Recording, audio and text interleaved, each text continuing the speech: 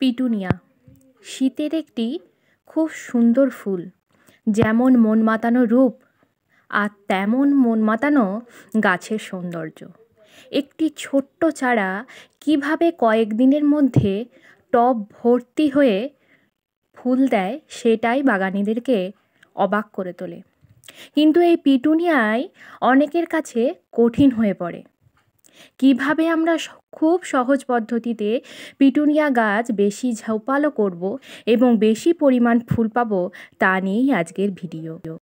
নেশায় বশবর্তী হয়ে আমরা অনেক বাগানি সুন্দর সুন্দর গাছ নার্সারি থেকে কিনে আনার পর সেই গাছের ঠিকমতো যত্ন করতে পারি না।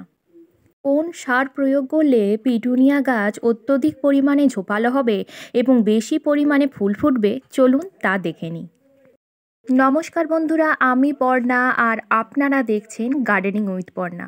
দেখুন এই ছোট্ট পিটুনিয়ার চারাগুলো আজ আমি আপনাদের কাছে প্রতিস্থাপন করে দেখাবো। দেখুন আমি এই চারাগুলি প্রতিস্থাপনের জন্য দুটি চওড়া আকার টব নিয়ে নিয়েছি, কারণ এই গাছ উপর দিকে ছড়ায় না, মানে উচ্চতায় লম্বা না হয়ে চওড়ার দিকে লম্বা হয়ে ছড়িয়ে পড়ে। আর তলার ড্রেনেজ সিস্টেমটা সুগঠিত করার জন্য আমি এখানে ঢেউ খেলানো দুটি কলমকুচি নিয়েছি। আর এই যে মাটিটি দেখতে পাচ্ছেন, এই মাটিটি আমি তৈরি করেছি 50% বেলে দোআঁশ মাটি এবং 50% গোবর সার দিয়ে। যাদের কাছে গোবর সার থাকবে না তারা ভার্মি কম্পোস্ট কিংবা পাতা পচা সার আপনারা ব্যবহার করতে পারেন। মাটির উপর থেকে দেখুন আমি 1 মুঠো পরিমাণ জৈব মিক্স সার প্রয়োগ করছি। এখানে হাড়গুঁড়ো, শিংকুচি, নিমখোল, স্টেরামিল প্রভৃতি জৈব সারের মিশ্রণ আছে। এটি উপর থেকে সুন্দরভাবে ছড়িয়ে মাটিটি আবার সুন্দর করে সেট করে নিচ্ছি। এরপর চারা গাছগুলি আমরা সুন্দর করে প্রতিস্থাপন করে নেব। আমরা অনেক বাগানিরাই এই গ্রো ব্যাগটি ঠিক রাখার জন্য গাছের শেকড় আমরা কিছুটা নষ্ট করে ফেলি, টেনে হিঁচড়ে বের করে ফেলি আমাদের ছোট্ট চারা গাছগুলি। তখনই গাছের বৃদ্ধি কিছুটা থমকে যায়। আমরা তা একেবারে এই সময় করব না।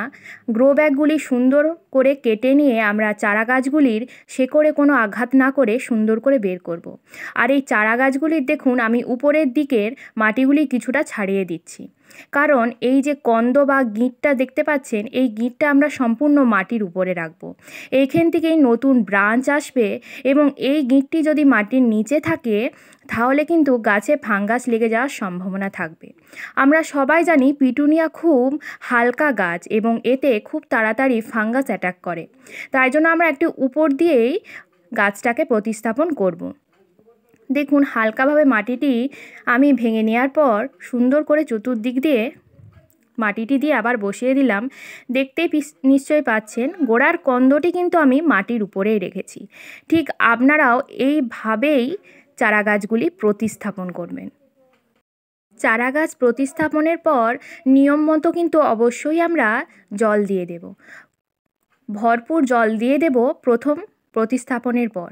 তারপর গোড়ার মাটি শুকনো হলে তবেই কিন্তু আমরা জল দেব বন্ধুরা। পিটুনিয়া গাছ ওভার ওয়াটারিং একেবারেই পছন্দ করে না, আবার খুব শুকনো খটখটে মাটিও কিন্তু একেবারেই পছন্দ করে না এই পিটুনিয়া। প্রতিস্থাপনের 15-20 দিনের মধ্যেই দেখবেন আপনারা গাছটি সুন্দরভাবে গ্রোথ নিয়ে নিয়েছে। এই 15-20 দিন মধ্যে কিন্তু আমি একবার পাতলা করে খোল জল প্রয়োগ করেছিলাম এই গাছে। ঠিক এই সময়েই কিন্তু আমাদেরকে সঠিক পরিচর্যা করতে হবে অত্যধিক পরিমাণে ফুল পাওয়ার জন্য। দেখুন বন্ধুরা, টবের মাটিতে কিন্তু প্রচুর ঘাস এবং আগাছা জন্মিয়েছে। এইগুলো আমরা সুন্দর করে তুলে ফেলে দেব। গাছের গোড়ার আগাছাগুলিকে আমরা সুন্দর করে তুলে নেব।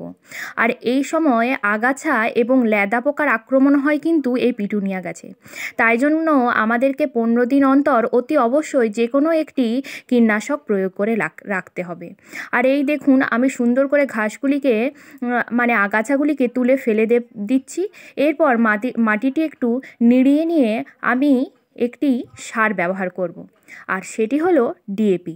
আমরা সবাই জানি ডিএপি শীতকালীন গাছেদের গ্রোথ রেগুলেটর হিসেবেও কাজ করে।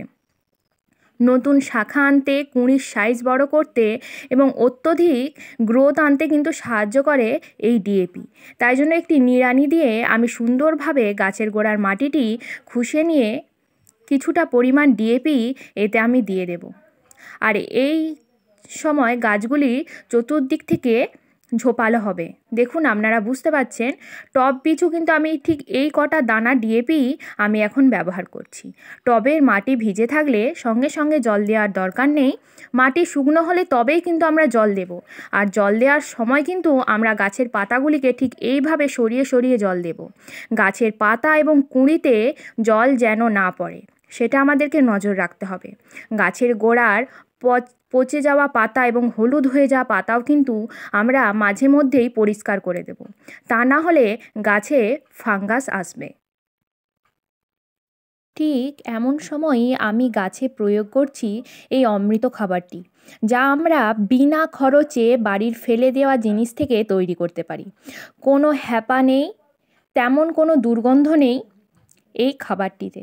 দেখুন বন্ধুরা, আমি বাড়ির আনাজ খোসা বেশি পরিমাণ জমিয়ে রেখেছিলাম, আর একটি বড় বালতিতে আমি অর্ধেক জল নিয়ে নিয়েছি। আর এই জলের উপরেই আমি আনাজ খোসাগুলিকে দিয়ে ভিজিয়ে রেখেছিলাম 7 দিন। আজ আমি এই খাবারটি প্রয়োগ করব গাছে। আনাজের খোসাগুলো ছেঁকে নেওয়ার জন্য আমি এখানে বালতির উপরে একটি চুবড়ির ব্যবহার করছি। আপনারাও করবেন, তার ফলে সুন্দর তরল পদার্থটি বালতির তলায় জমা হয়ে যাবে এবং আনাজের খোসাগুলি চুবড়ির উপরে থেকে যাবে। আমরা কিন্তু আবার এই খোসাগুলিকে সেই পাত্রেই ঢেলে দেব পুনরায়। আর আমি এখানে রেশিওটা বলে দিই। আমি এখানে 3 মগ আনাজ খোসা ভেজানো লিকুইড ডি নিয়েছি, তার সাথে 6 মগ নিয়েছি আমি প্লেন সাদা জল। আর দেখুন, আমার এই সিঁড়ির ধাপে ধাপে আমি পিটুনিয়া গাছগুলিকে রেখেছি, তাই জন্য আমি এই বোতলটি ব্যবহার করছি। আর যাদের গাছ নিচে আছে তারা সহজেই মগের দ্বারাই এই তরল খাবারটি প্রয়োগ করতে পারবেন। আমি এই বোতলে ঢেলে নিয়ে সুন্দর করে গাছের গোড়ায় আস্তে আস্তে খাবারটি প্রয়োগ করে দেব।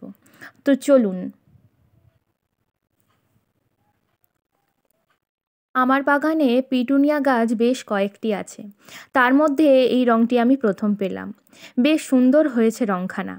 গাছটিতে লিকুইডটি একদিক দিয়ে আমাদেরকে দিতে হবে, গাছের পাতায় এবং কলিতে যেন না পড়ে, সেটা কিন্তু আমাদের নজর রাখতে হবে। আর এই সময় নিয়মিত পুরনো বাসি ফুল এবং শুকিয়ে যাওয়া ফুলগুলিকে আমাদেরকে নজরে রেখে কিন্তু কেটে ফেলে দিতে হবে ঠিক এইখান থেকে, তাহলে আরও বেশি পরিমাণে কলি আসবে। এই কাজগুলি যদি আমরা নিয়মিত করতে পারি, তাহলে গাছের ব্রাঞ্চ যত আসবে তত কুঁড়ির পরিমাণ বৃদ্ধি পাবে, তত টব ভর্তি করে আমরা ফুল পাবো। তাই বন্ধুরা, আজকের ভিডিওটি এখান পর্যন্তই। ভিডিওটি ভালো লাগলে প্লিজ একটা লাইক করবেন, সাবস্ক্রাইব ও শেয়ার করে পাশে থাকবেন। ফিরছি পরের ভিডিওতে। ততক্ষণ পর্যন্ত নিজেরাও সুস্থ থাকুন, নিজের বাগানের গাছকেও সুস্থ রাখুন।